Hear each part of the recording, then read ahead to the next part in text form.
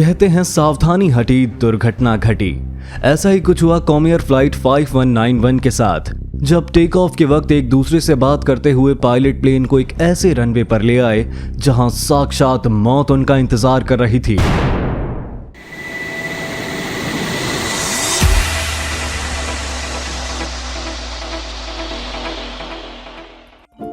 सत्ताईस अगस्त 2006 केंटकी का Lexington airport. Flight 5191 Bombardier CRJ-100 का पैसेंजर एयरक्राफ्ट जॉर्जिया के अटलांटा जाने की तैयारी कर रहा था। डेल्टा कनेक्शन 5191 से रजिस्टर्ड ये फ्लाइट डेल्टा कनेक्शन की तरफ से कॉमियर कंपनी चलाती थी। फ्लाइट का नेतृत्व 35 वर्षीय कप्तान जेफरी क्ले कर रहे थे और उनके साथ फर्स्ट ऑफिसर के तौर पर 44 वर्षीय पायलट जेम्स पॉलाहिंक सवार थे। फर्स्ट ऑफिसर जेम्स पॉलाहिंक 2 दिन पहले भी कप्तान जेफरी क्ले के साथ एक फ्लाइट में साथ थे और उनके अनुसार कप्तान जेफरी बातचीत करने में काफी सहज थे, लेकिन उन्हें रूल्स के अनुसार काम करने की आदत थी। कप्तान कॉकपिट में अपने सहकर्मी पायलट के साथ काफी अच्छा व्यवहार करते थे, जिस कारण उनके साथ काम करना बहुत आसान था। इसके अलावा बाकी दूसरे पायलट्स भी जिन्होंने कप्तान जेफरी के साथ काम किया था, वो सब भी उन्हें समझदार और अनुभवी कप्तान के तौर पर देखते थे। उन सब के अनुसार भी कप्तान जेफरी को फ्लाइट के रूट या एयरपोर्ट पर रनवे इत्यादि की डायरेक्शन को समझने में कभी कोई परेशानी नहीं हुई। कप्तान जेफरी ने अपने 4710 घंटों के फ्लाइंग एक्सपीरियंस में लगभग 3082 घंटों की उड़ान इसी तरह के CRJ-100 पैसेंजर एयरक्राफ्ट में पूरी की थी, इसलिए वो इस प्लेन और इसके कंट्रोल्स को भी बहुत अच्छे से समझते थे। इसी तरह फर्स्ट ऑफिसर जेम्स पॉलाहिंक ने भी अपने 6564 घंटों के फ्लाइंग एक्सपीरियंस में 3564 घंटे इसी तरह के CRJ प्लेन में गुजारे थे और कप्तान जेफरी की तरह वो भी इस प्लेन के कंट्रोल्स के साथ अच्छी तरह से वाकिफ थे। कप्तान जेफरी के अनुसार भी फर्स्ट ऑफिसर जेम्स एक अनुभवी पायलट थे जो फ्लाइट के दौरान किसी भी तरह की हालत को अच्छी तरह से संभाल सकते थे। दोनों पायलट और एक कैबिन क्रू के साथ धीरे धीरे 47 पैसेंजर प्लेन में सवार होते हैं। बोर्डिंग गेट पर फ्लाइट की तैयारी करते वक्त दोनों पायलट ATC के मैसेज को सुनते हैं, जिसमें वो उन्हें बताता है कि उनकी फ्लाइट के लिए रनवे 22 को निर्धारित किया गया है।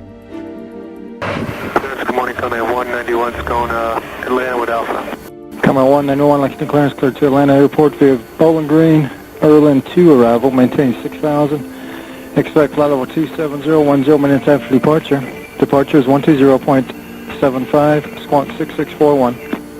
Okay, got Bowling Green, missed the other part, 6,000, 20.75, 6641.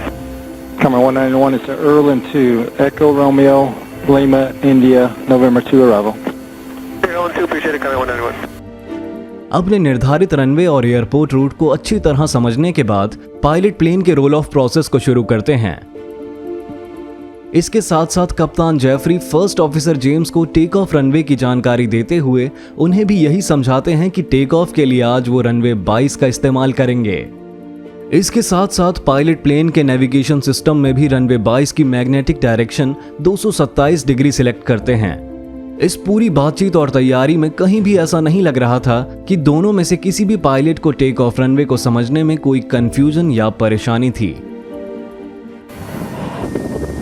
Ground camera 191, just give you a heads up on approach.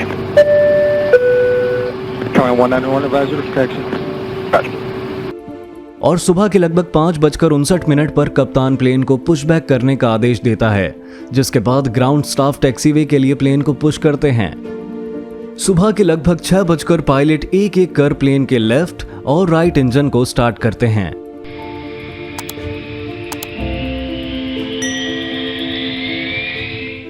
Started Indiana, I suppose went too low.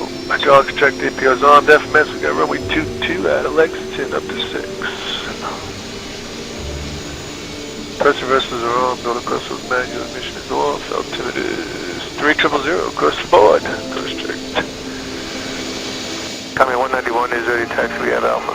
Command 191, taxi runway 22, altimeter 3000, and the winds are 2008.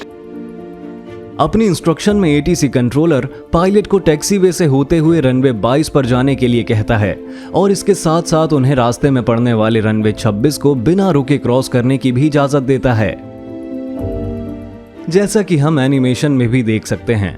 Pilot को taxi वे पर चलते हुए runway 26 को cross करते हुए runway 22 पर जाना था और उसी रनवे 22 से टेक ऑफ करना था। First officer James ATC controller के साथ बातचीत करते हुए एयरपोर्ट रूट को समझ रहे थे। 3000 taxi 22 comment 181. एटीसी टावर से परमिशन मिलने के बाद कप्तान जेफरी प्लेन को धीरे धीरे टैक्सी वे पर आगे बढ़ाते हैं। इसी दौरान जब प्लेन टैक्सी वे पर आगे बढ़ रहा था तो कॉकपिट में कप्तान जेफरी और फर्स्ट ऑफिसर जेम्स कुछ पर्सनल बातचीत करने लगते हैं। मुझसे काफी लोग पूछते हैं कि अपने वीडियो बनाने के लिए मैं किस तरह के माइक्रोफोन या कैमरे का इस्तेमाल करता हूँ।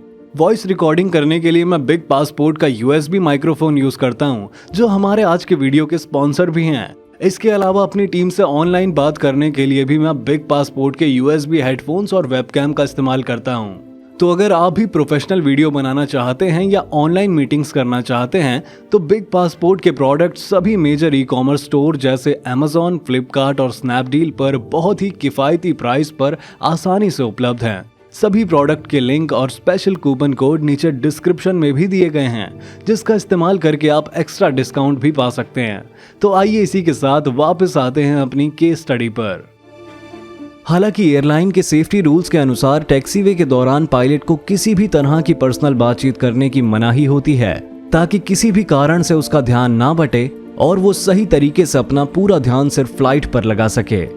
और इसी बातचीत में प्लेन को आगे बढ़ाते हुए कप्तान जेफरी जब रनवे 26 पर पहुंचते हैं तो वो उसी रनवे को टेक ऑफ रनवे समझकर प्लेन को वहीं रोक देते हैं और टेक ऑफ की तैयारी शुरू कर देते हैं। कप्तान को बिल्कुल भी अंदाजा नहीं होता कि उन्हें इस रनवे को क्रॉस करते हुए रनवे 22 पर जाना है और वहीं से टेक ऑफ करना था। रनवे 26 एक बहुत ही छोटा रनवे था जिस पर किसी भी तरह के कमर्शियल प्लेन को टेक ऑफ या लैंडिंग करने की परमिशन नहीं थी। बदकिस्मती से फर्स्ट ऑफिसर जेम्स का ध्यान भी इस तरफ नहीं जाता कि वो गलत रनवे पर आ चुके हैं और कुछ देर बाद अपने नॉर्मल प्रोसेस के अनुसार फर्स्ट ऑफिसर प्लेन के पैसेंजर कैबिन में वेलकम अनाउंसमेंट करता है और टेक ऑफ चेकलिस्ट को एक एक करके चेक करते हुए टेक ऑफ की तैयारी शुरू कर देता है।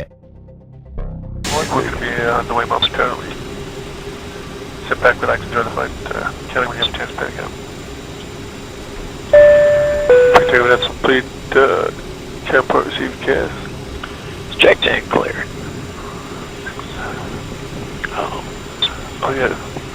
I'm looking at it, it's like, okay, I see 7, but it's... Yeah, there's a green extra one there with... Can't proceed, gas check clear. Who's the flight ticket takes flight? Alright. Ready. All set. इसी तैयारी के दौरान first officer और कप्तान दोनों एक बार ये discuss भी करते हैं कि आज रनवे पर लाइट्स थोड़ी अलग सी लग रही हैं, लेकिन तब भी उन्हें ख्याल नहीं आता कि वो गलत रनवे पर खड़े हैं। Yeah, it's weird with no lights. Yeah. और सुबह के लगभग 6:05 पर first officer James ATC controller को कहता है कि वो टेक ऑफ के लिए पूरी तरह से तैयार हैं और जिसके बाद एटीसी कंट्रोलर भी उन्हें टेक ऑफ की परमिशन दे देता है।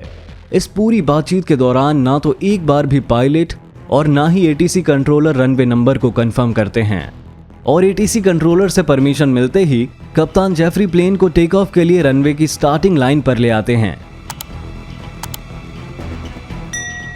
स्टार्टिंग लाइन पर पहुंचने के बाद कप्तान टेक ऑफ के लिए प्लेन का कंट्रोल फर्स्ट ऑफिसर जेम्स को दे देते हैं। प्लेन का कंट्रोल अपने हाथ में लेने के बाद फर्स्ट ऑफिसर प्लेन के दोनों इंजन्स की थ्रस्ट पावर को मैक्सिमम लेवल पर कर देता है और जिसके बाद धीरे धीरे प्लेन रनवे पर आगे बढ़ने लगता है।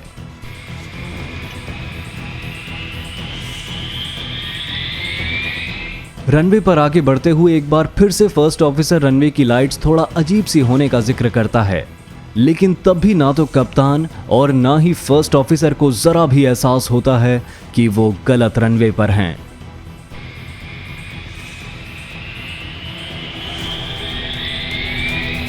रनवे पर तेजी से दौड़ता हुआ प्लेन 100 नॉट्स की स्पीड पर पहुंच जाता है 100 knots. Checks. और तभी अचानक इससे पहले कि प्लेन ऊपर उड़ पाता रनवे खत्म हो जाता है। They want rotate. Whoa!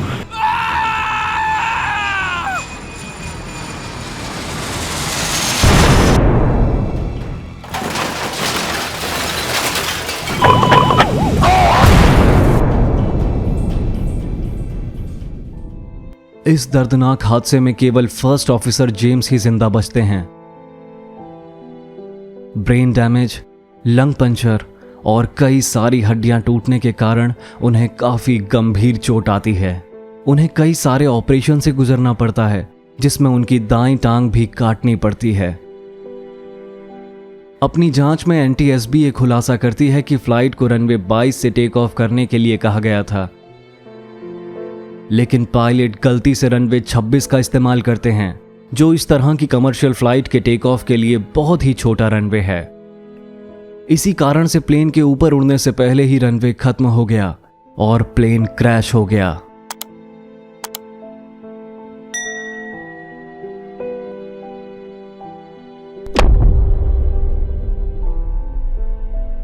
अपनी जांच में NTSB ने पाया कि इस गलती का मुख्य कारण टैक्सीवे के दौरान दोनों पायलट्स का पर्सनल बातचीत में बिजी रहना था, जिसके कारण वो रनवे पर ध्यान नहीं दे पाए और गलत रनवे पर आकर रुक गए।